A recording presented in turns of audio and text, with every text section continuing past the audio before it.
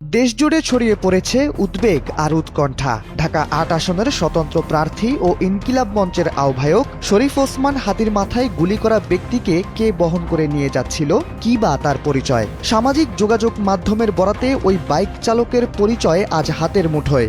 জানা গেছে, হাদির হামলাকারী ফয়সাল করিম মাসুদকে মোটর সাইকেলে করে বহন করে নিয়ে যাচ্ছিল আলমগীর হোসেন নামের এক যুবক। রবিবার রাতে এ তথ্য নিশ্চিত করেছে ডিজিটাল ফ্যাক্ট চেকিং সামাজিক মাধ্যম দ্য ডিসেন্ট। সেখানে বলা হয়েছে, হামলাকারী ফয়সাল করিম মাসুদকে বহন করে নিয়ে যাওয়া ওই ব্যক্তির ফেসবুক নাম মোহাম্মদ আলমগীর শেখ। প্রায় সময় তিনি তার ফেসবুকের জিও ট্যাগে রাজধানীর আদাবরের সুনিবির হাউজিংয়ের লোকেশন ব্যবহার করতেন।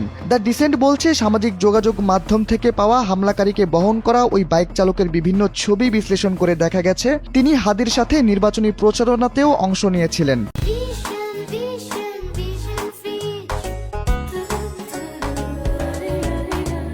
এমনকি গত ৫ ডিসেম্বর রাজধানীর শিল্পকলা একাডেমি এলাকায় হাদির নির্বাচনী প্রচারণাতেও ওই বাইক চালককে দেখা গিয়েছিল। সেখানে তার চেহারা স্পষ্টভাবেই বোঝা যাচ্ছিল।